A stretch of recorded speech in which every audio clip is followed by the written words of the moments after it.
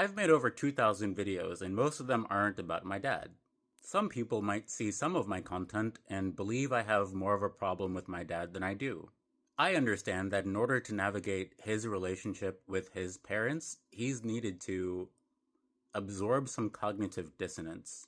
We've existed technologically at a time when, at an unprecedented, our technological times are unprecedented. So my development was very different than his.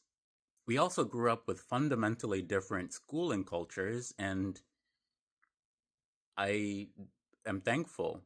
I'm thankful for the ways that his schooling culture inspired the one that he pursued in educating me and my sister. He doesn't understand my career, partially because that's what he's used to. His parents also don't understand his career and haven't really tried to.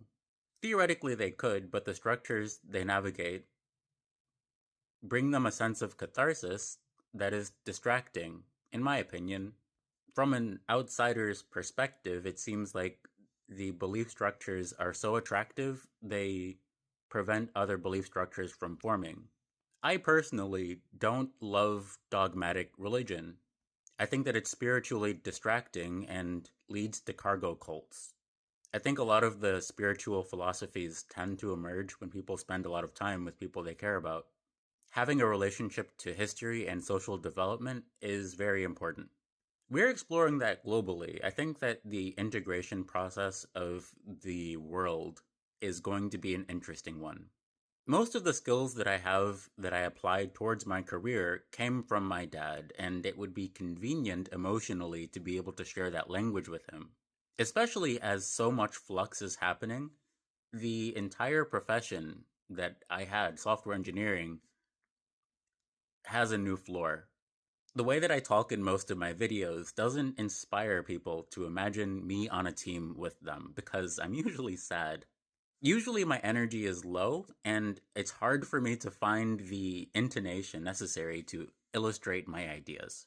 So while they might be sound and based on a dozen years of experience, my skills are dry to a lot of people and they aren't going to make it through. Whatever I'm saying, necessarily, especially now, software engineering describes the parts of human communication that humans don't want to do. The parts of human communication that humans are willing to navigate can be done with AI, so all of the other parts are software engineering. This makes some of the calculus easier to describe. All of the depth of software engineering that isn't human describable is what my specialty is.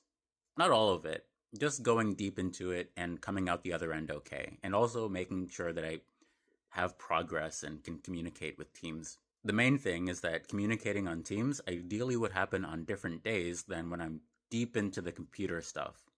I don't mind making videos while I code, and I've been practicing making dozens of videos per day. These can serve as progress updates. Before, I've been fired from teams that have viewed my work as not transparent enough.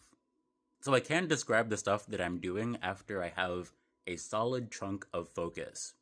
If I start the day listening to what my coworkers are doing, I'm going to have on my mind their scope of work, which might be relevant and probably is relevant to understanding the entire code base. If it's a problem that I understand what my coworkers are conceptualizing about our shared code base, then it's better to give me some days where I don't need to think about that.